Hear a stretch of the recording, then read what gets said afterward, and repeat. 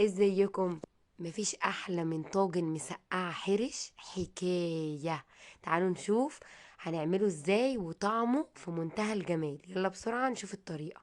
اول حاجه معايا بطاطس، انا غسلتها وقشرتها وهقطعها مكعبات زي ما انتم شايفين. معايا تلات بطاطسيات صغيرين او بطاطسيتين على حسب الكميه اللي انتم بتحبوا تضيفوها.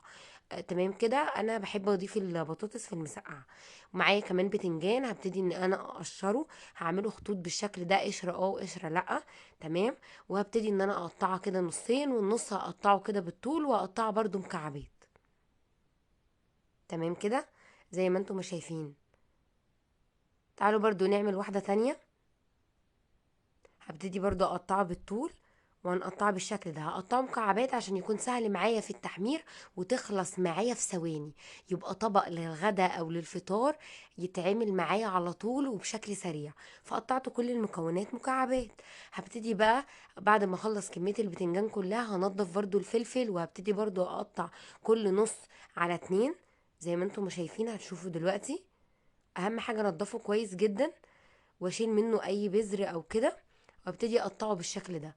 والفلفل الحامي برضو هنضفه. تمام. وهشيل منه هنضفه برضو من جوه كده، واشيل منه البذر وكل ده. انا حابه ان انا اخليها جاهزه على طول كده تتاكل. البتنجان طبعا رشه من الملح وقلبته فيها وركنته على جنب. اول حاجه هحمر البطاطس، بعدها هنزل بمكعبات البتنجان هحمرها. تمام كده. شايفين ما شاء الله زيت سخن هيطلع معانا البتنجان دهبي حكايه. تمام قوي.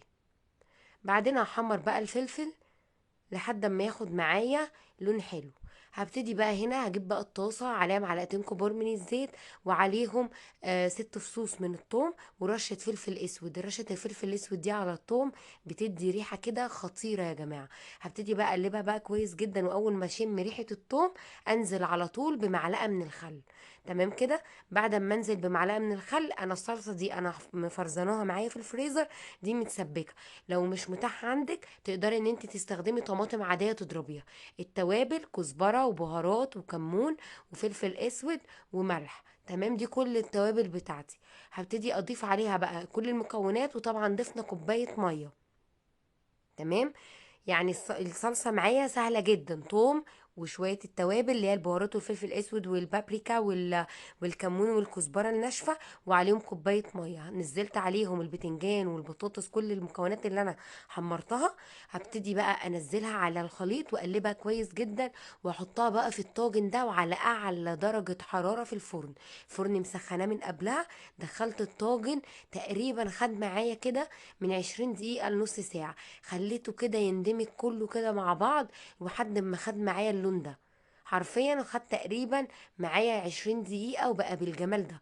طلعته بقى على طول، ومجهزة العيش البلدي الخطير، وندوق أحلى سندوتش مسقعة. مسقعة مصرية أصيلة بيتي. تحفة يا جماعة. بكل تكاتها وبكل سهولة هتدوقوا أحلى مسقعة حرفيا. جربوا الطريقة دي، حلوة جدا وتغيير نقدر نقدمها على الغدا. لو عجبكم الفيديو لايك وشير عشان الكل يستفيد. باي باي.